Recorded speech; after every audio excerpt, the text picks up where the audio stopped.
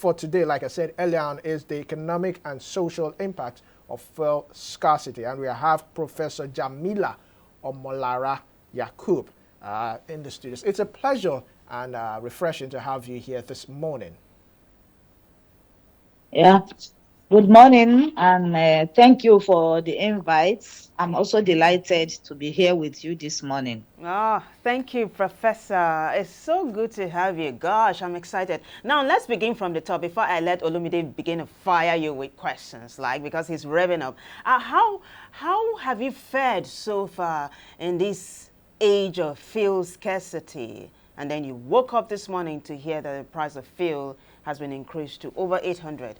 What was your reaction, and how has this impacted your daily life so far? Oh, thank you. That's a very good one. I'm like an average Nigerian. I was not happy hearing the news. It's highly disheartening because already the situation on ground is highly tensed. Poverty is ravaging the average Nigerian. So it is like compounding the problem, the existing problem. That announcement will surely compound it. So it's not a good news at all to an average Nigerian. All right. All right, thank you very much. Now, let's look at the impact of fuel scarcities on businesses and industries. Of course, now with the new price of fuel, how do you think it will affect businesses and industries? Will they fold up? Will they lay off staffs? Will it even affect their profitability? Thank you very much. Nigeria is a peculiar country. Peculiar in the sense that our production relies majorly on private power supply. Because of that, industries, companies, businesses spend a huge sum of money in providing power. Many companies are run on generators, and these generators are fueled with diesel or PMS. So, which means an increase in the price of petroleum products will surely affect their cost of production. And when that happens, they have to pass on that higher cost to the consumer in form of higher prices. So it means we should expect more inflation in the coming months. And with higher prices, can consumer afford to continue to pay, to buy? Already, the 70,000 minimum wage that the government is proposing is not even enough. Now prices are going up again, which means that 70,000 naira minimum wage has already been depreciated. With that, the consumers will not be able to buy the products with higher prices anymore. And if they can't buy, there will be build-up of stock by companies. And if they continue to build up stock, they may eventually have to cut production. Cutting production implies cutting down labor employment. And with that, unemployment is going to increase because people will lose their jobs. And as people lose their jobs, situation of average Nigeria become worse. Profits will come down. Even the tax that will be collected or collectible by the government will also reduce, because you want to collect taxes on profit made. And where a company has not made profit, what do you collect? So it has a spiral effect on the economy. That is just one aspect. There are many aspects in which the increase in petroleum price will surely affect the Nigerian economy. You know, what you did... Maybe I should wait for other questions. Yes, please. What you did was just to answer my next question. I was going to ask how this affects the prices of goods and services in the economy, but I think you already answered that question. But one of the things you said earlier on regarding the impact of fuel scarcity is the fact that it makes, it increases the cost of living, you know. On the front pages of the national dailies we looked at this morning, we saw how price regulators said they were no longer going to control the prices of goods. Now, we were asking, what then is the fate of the common man on the street? Are we now at the beck and call of businesses and business owners if the regulators are saying that they are not going to control prices again? Also, do you think there's something the regulators saw that make them do a backtrack? Is it because they discovered that they don't have the moral grounds anymore to control the prices of goods because of the state of the economy? For example, a removal of subsidy and fuel scarcity. Yeah, thank you. The regulators can't control price, especially when you allow the market forces to determine the price of a major input into production. So what right have you to control price? If my cost of production is going up and you are telling me not to increase price, what do you want me to do? To continue to make loss? If that continues, then businesses will fold up. So regulators does not have any moral right to control price anymore. And if you look at it, it's not just economic issue. It has social implications. The head of the family wakes up in the morning, assuming 70,000 minimum wage is paid, and he has to pay about 3,000 to commute himself to and fro work per day. He has children that are going to school. He has to give them transport fare in a situation where there is no subsidized transport system in the country. The children have to go to school. Do you think that man will wake up happy any morning? He can't. And what does he do? He resorts to violence. He becomes easily irritable. So this is one of the social impacts. Not only that, corruption that we are seeing is already rife in the country that is dragging the economic performance of the country. Corruption will increase again. Because as a staff, you probably came to the office with the last kobo with you, and that's probably the first or second week of the month. You are not even sure of how you go home that day. And somebody is now offering you bribe. There's the high tendency that that person will accept. Yeah. Because already he's frustrated. He doesn't know how he's going to go home, how he's going to face his family. So corruption becomes rife. It will increase with this increase in fuel price. And what about productivity? People that are not happy, how do you want them to be productive? People that have to go and trek because they can't afford the higher transport fare. By the time they get to the office, they are tired. So this will impact negatively on the productivity of workers. So it's a spiral, it's a kind of cobweb, and it's going to generate more and more inflation because as productivity dive, price will also go up. Wow. So yeah, that was productivity. Brilliant. Yeah, that was that's a productivity and price. Very brilliant. Yes. You know, I want us to open this a little bit before my colleague Olumide comes on. Professor, what you've just done is to open Pandora's box. You know, you talked about how the head of a family will wake up one morning and he's thinking of how he's going to manage this tough economic situation and take care of his family. I remember talking to one of your colleagues some years ago or some months ago who said that these drivers who drive the yellow buses are under a lot of pressure, intense pressure. And so what they do every day, especially in the morning, is to turn to taking alcohol. And that in turn makes them very violent. They talk to their what's it called, passengers anyhow. They drive anyhow. And in some cases, this leads to accidents on the road. So we are talking about the impacts of fuel scarcity. Now, you just said this is not even economic. It is also social, right? Now, let's talk about, let's talk about this a little bit. Do you think really this affects the rate of accidents on our roads? Taking, for example, this example I gave about drivers and alcohol. Oh, thank you. Surely it will, because an average Nigerian is employed, maybe self-employed or employed with somebody.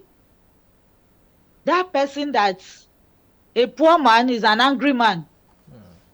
That person that is choked up with the increase in fuel price is ordinarily angry, including the drivers on the road.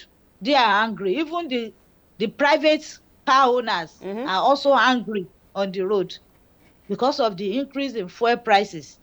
I, for example, I told myself that if I'm going to the office today, I can't go with my car. So I'm already annoyed. I should have gone in the comfort of my car, but because of the increase in fuel price, I can't go anymore with my car every day. And this happens to many other workers. With that, there is anger in the land. And with anger, accidents can easily occur. Not only that, people are already depressed. The economic situation is depressing. And when you are depressed, you lose concentration. Yeah. Drivers can lose concentration because if a commercial driver has to fuel the car, he has to pay the tout. How much is he going home with at the end of the day? So some of them claim that they take alcohol, they take all these drugs just to suppress their thinking. Even though that's not the solution, but they believe it will temporarily relieve them of all the problems in the society. So it's a lot of issues that our government they've not realized the impact of this increase in fuel price on the economy and on the people generally. It's terrible. All right, thank you very much, Professor. Now, I'd like to ask a question. In a deregulated market, we shouldn't even be having fuel scarcities and all that, but we seem to have this. So what do you think that the government is not doing right or hasn't gotten, or is there something that they are not privy to, or they are not doing it well? And also, what is your thoughts on our refineries? The Port Harcourt refinery, since the beginning of this year, we've been promised since last year that at the beginning of this year we'll have this refinery, Port Harcourt refinery, and then it kept on pushing it. Now we're not even sure if this refinery might come into fruition this year. So what do you think the federal government, NNPCL, have not gotten right to ensure that the refinery come into fruition and fuel scarcity become a thing of the past? Thank you. I think the refineries, they are just being used as a conduit pipe to siphon and to embezzle money in Nigeria. We've been on this refinery since 1999 when Obasanjo came on board. And if for over 20 years we've not been able to make them functional, I think we need to have a rethink about working on the refinery again. If we have started in 1999 to build a new refinery, I'm sure by now we will have finished building a refinery that will supply petrol and other petroleum products to Nigeria at affordable price. So definitely the refinery issue is a corruption channel in Nigeria. All right. Okay, go ahead. Coming to deregulation, it's like you want to have your cake, you want to eat your cake and still have it. The government wants to deregulate, yet they are not ready to answer in the petroleum sector because of this issue of corruption that we're talking about. Assuming Nigeria does not even produce oil and we have to import, do we have to go through this race? Definitely no. Because when you are importing, each importer should know the cost of landing. Each importer will know its profit margin, and we know what the price should be in the market. But a situation where we are producing oil and everything is shrouded in mystery. There's a lot of falsehood being peddled in the official sector about oil production in Nigeria. So, which means there is an issue there that the government or NNPCL has not come up with. For example, Dangote refinery, we are promised will come on board, will start supplying to the market since last year. But what do we hear? Oh, we'll sell to Dangote at dollar rate. Eventually, we sell at naira. There is no fuel to supply. Dangote is supplying substandard product. I mean, what do we believe? There are issues. There is what we call upfront selling of many of our products. And government may not be willing to admit that some of these products have been sold upfront. Then also there is a lot of corruption as to how much oil is actually extracted in Nigeria. Accountability is lacking in that sector. Does the government have the full information? The multinational companies, are they disclosing? The Nigerians who own the oil wells, are they patriotic enough to sell to Dangote refinery? Those are issues that the government have to sit down and iron out. We can't say we want to liberalize completely. If we do that, the economy will be negatively affected. There must be a compromise somewhere where the multinationals, where the oil producers, where the government and NNPCL have to sit down in the interest of Nigerians. We can't continue to have it like this. I'm sure if this 800 plus passes the test of time, in the next few months, price will be jacked up again. So we really need to sit down and come up with a workable solution for Nigerians. Very well said, Professor. You know, talking about sitting down and coming up with a workable solution for Nigerians, one of our guest analysts, Barrister Abdul Amin, has said earlier on that Nigeria is being run like a business. And he said, when you do that, you will never, ever get it right. But let me quickly move ahead of that, right? We're talking about the impact of fuel scarcity. Now, what do you think, then, is the impact or the effect of fuel scarcity on agric production in Nigeria, food security, and the big one, rural development? Thank you. Effect of fuel scarcity on agric production. We are talking of modernization of agric. People have to pump water. For those that are doing mechanized agriculture, they will need fuel to work their machines. Those who are using tractors, they need to fuel the tractors. All these will be impacted by the cost of fuel. Then also, taking the fertilizers to the farm involves fuel. Bringing out the product from the farm to the market is also involving fuel. So definitely, agriculture will be impacted negatively with this increase in the fuel prices. Then the rural setting. Nigeria should think of taking people back to the rural areas. But how do you take people to the rural areas when there is no effective public transportation in the rural areas? When there is no electricity in the rural areas, people have to use generators, and the price of fuel has gone up. Many people are no longer putting on the gen, even in the urban centers. So it's going to affect our policy. The rural area will continue to retrogress. People will want to come to the urban center because they believe life will be a bit better. So food security will be impacted. People that are in essential sectors like agriculture, they need support of the government. But here we are. An average farmer does not have that support. Many of them have to bribe to get fertilizers. They have to queue up in the filling stations to buy the little fuel they needed for their tractors, for their generators. How do we now have food security? This is besides the challenge of insecurity that is affecting farmers. So it's very challenging for an average Nigerian.